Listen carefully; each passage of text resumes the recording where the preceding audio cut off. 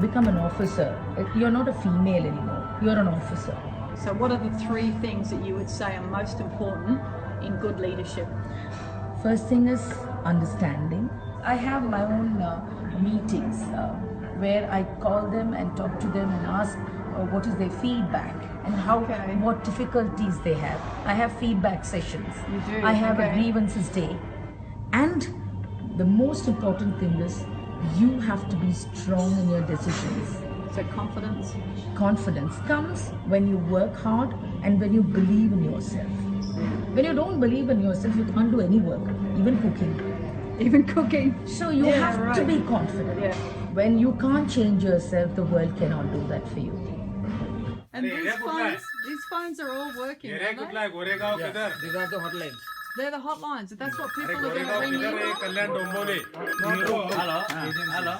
Heading off to meet the female firefighters of Rajasthan. And some of them have come from villages far up in Rajasthan where 50% of women between the ages of 16 and 20 are child brides. So they're really breaking the mould of what's expected of them as women.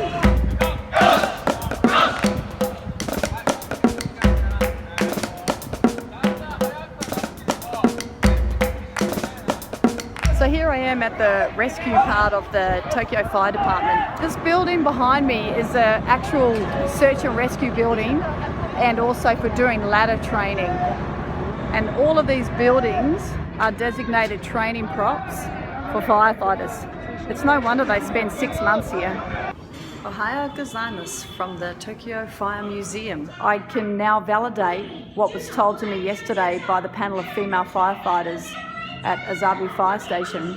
They've grown up with visual representation of female firefighters. So I see over here, there's a number of books that have characters that are female firefighters and a bunch of Japanese TV programs in which there are female firefighters. One of which who's famous is Joshi. So yet to do the research on firefighter Joshi, but it seems to be factual that these have been contributing factors for the high number of female firefighters in Japan. I've just come from Tokyo Fire Department headquarters, where I've had some other very interesting meetings with their personnel department, their recruitment team, and what strategies they're currently using to attract more women, their need to meet the requirements of government-imposed strategies, and the issues around the inclusion once those changes are implemented.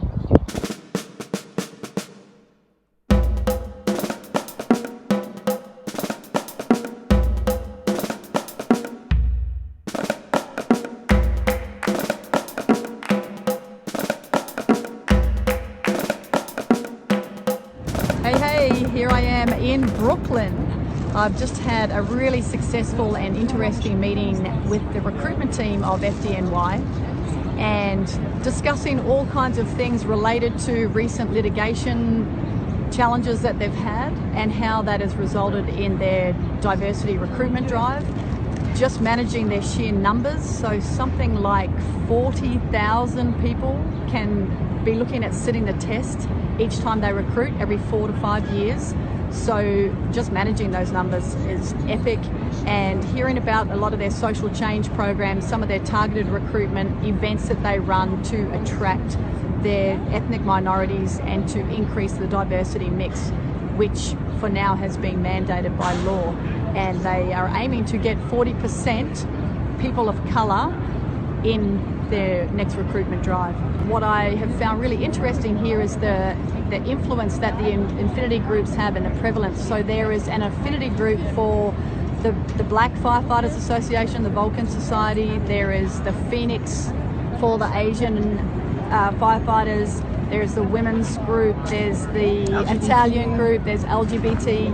So, and they actually have a really important role in the recruitment, but also in the inclusion piece. And it was positive to hear the recruitment team so supportive of all of these groups and involving them in the processes along the way. Surinya, how has your group contributed, I guess, to the recruitment for diversity? So there's more strength in numbers and we're stronger together, which is why it's important to have an organization. New York City, there's only 52 women out of a force that's 10,700. So we account for less than 0.5% still in the FDNY, and nationally we're the lowest percentage for gender out of all the major cities in the United States. So it's really important for us to increase our numbers and to ensure fairness in the process of becoming a firefighter and being trained as a firefighter in Fire Academy, and our treatment in the firehouses as well. So it's all related to our low numbers. So a lot of the things that happen in recruitment, a lot of the initiatives and programming come from the affinity groups, particularly the women's group and the Vulcan Society. So a lot of the methodologies that they've used, from tabling at events to partnerships with organizations to familiarity with firefighting, has been driven by the affinity groups.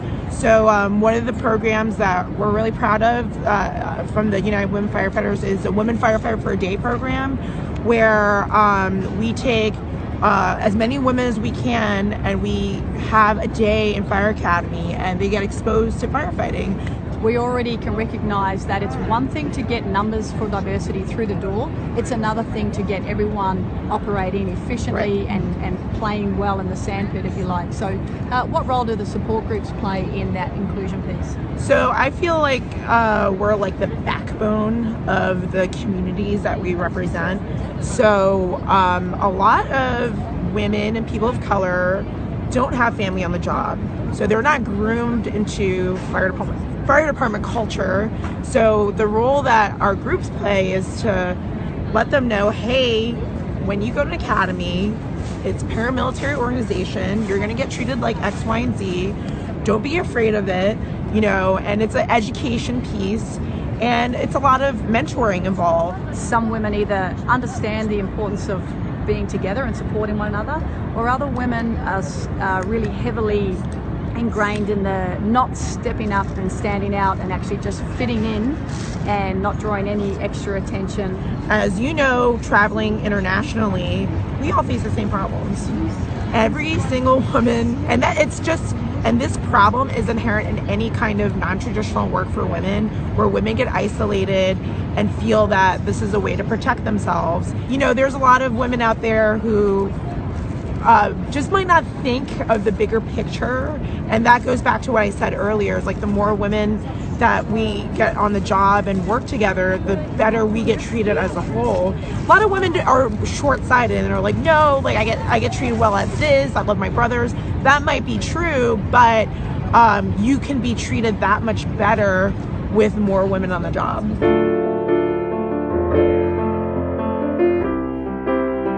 It's been very important for me to be a role model to all nationalities, young, old, girls, boys, but I think it's important for them to see me and relate to me however they can, to say that I can do it too.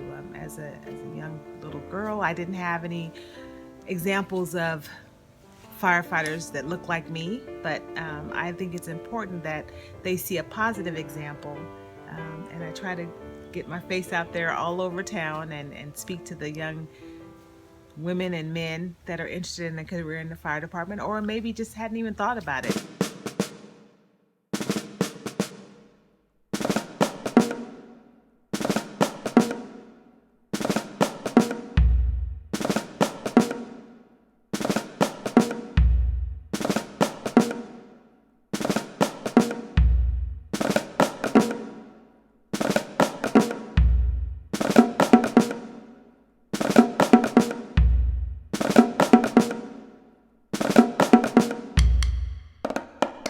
Que de là, et elles alimentaient le fond de la pièce aussi.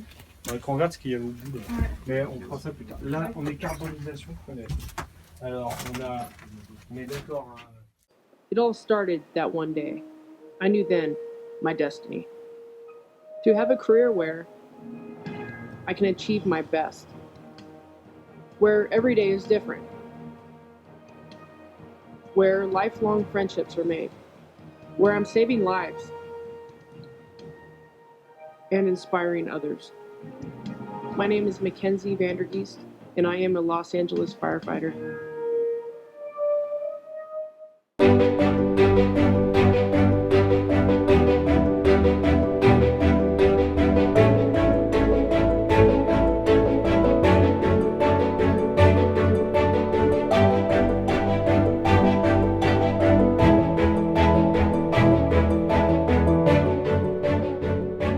Now in Australia, we have a huge Asian population, and we're constantly told by the naysayers that Asians don't want to be firefighters. With the Asian American support group, they go out and do a lot of parades and recruitment things.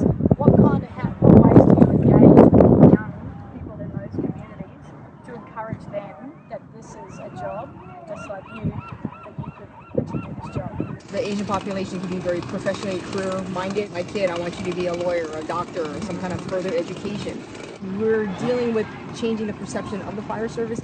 You know, maybe at one point it was just completely blue-collar, working people and basic education. In San Francisco, you look at the diversity of who we have a lot of people who are lawyers, doctors, dentists, and the roles are changing. So those people are great to the fire service. Okay, we've got Nettie and Carolise here, and they're on a cadet program with Rochester Fire Department. A cadet program is a pathway to employment and prepares candidates with tools and capabilities so that they're going to have a better chance of being hired. So the program is called Career Pathways to Public Safety. They basically give you fire protection technology starting as a low base, and then from there at the end of the year you take your civil service exam, which you compete against the people that you're in the class with. So you won't compete against a lot of like 1,000 people that are trying to get the job. You only compete against your classmates. So we took the civil service exam and she had the highest grade from the civil service exam, and then from there they gave us an employment from the City of Rochester Fire Department, and now we're basically fire trainees. And then in January we start going to the academy. Fire strikers say it with pride. Fire strikers say it with pride. Ready on the hose line going inside. Ready on the hose line going inside. Fighting fires day and night. Fighting fires day and night. Working together doing it right. Working together doing it right. Do you feel like empowered now just from even that? It was so fun. It was so fun. Cool, all right. The vision of this camp is really to build strong women leaders, and we like the fire service as our playground. Our message is really about you can be anything you want to be. And certainly there's a piece here about recruitment. If you look around at this camp, we have at least 9 people who have been campers before who are back both as staff, directors, and volunteers, one of whom is a nurse.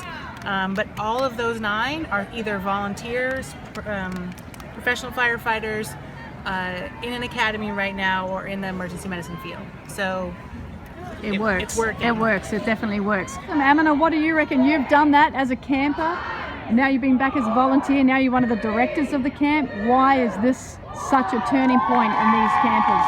It's an emotional obstacle that they can overcome, and this is something they'll take with them. How important is personal resilience for a successful career as a female firefighter?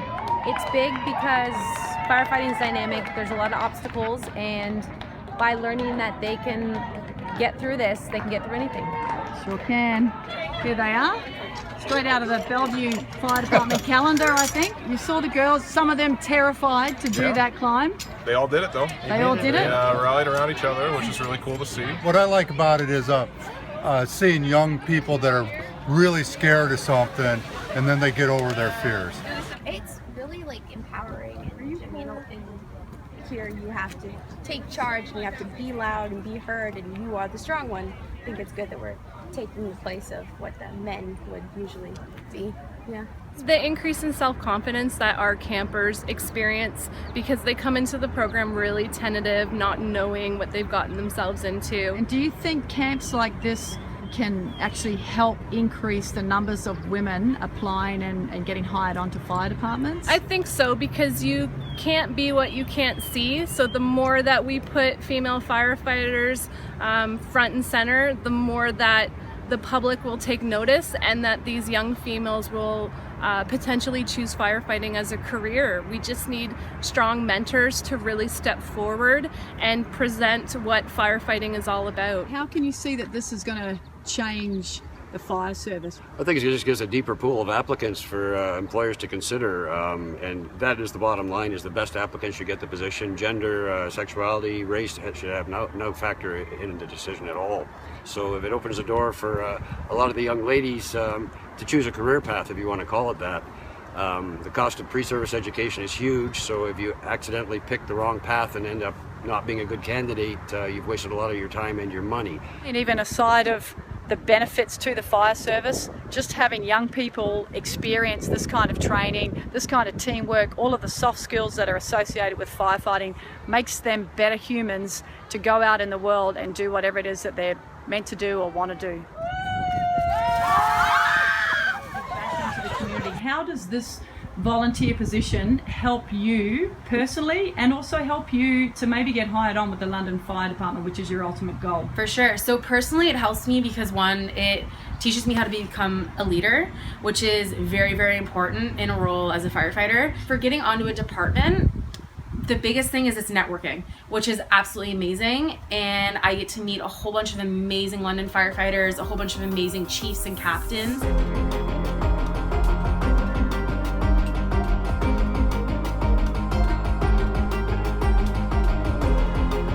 And what we've done is we've gone for some quick wins. So where people have said it would be really so much better, why can't we do this? We've gone back and we've changed some stuff. Yeah. And they can see that actually we're listening to them, we're doing stuff. And the other thing is we're asking them about the future. So we're just in the middle of devising our 6th London Safety Plan, which is our integrated risk management plan. And rather than presenting them a whole load of stuff saying, what do you think? We've gone the other way around and said, there's a blank sheet of paper. What do you think should be in there? Yeah. What do you think our future should look like? You know. So we're allowing them to talk far more openly about changing the role of a firefighter. So they recognise if we carry on doing what we did before, we'll put ourselves out of business. Yeah. Fires are going down, you know. Although other things are changing, the core role of a firefighter is reduced so much. If you don't change it, they'll just cut us and cut us and cut us. There'll be a very small role of firefighters, and then we'd outsource the rest of it. In London now, and part of the London Fire Brigade. Hooray! All the chiefs have been here, some firefighters, administrative staff, everyone's on board. I've chosen a really remarkable place to send my rap message, and that is at the Human Rights Museum here in Atlanta. And the display here and the interaction that you can have for what it felt like to be part of a movement that truly did change the course of global history is empowering, shocking. We need everyone to get on board for this movement, for our fire services. It can't just be the women firefighters or people of colour and ethnic diversity.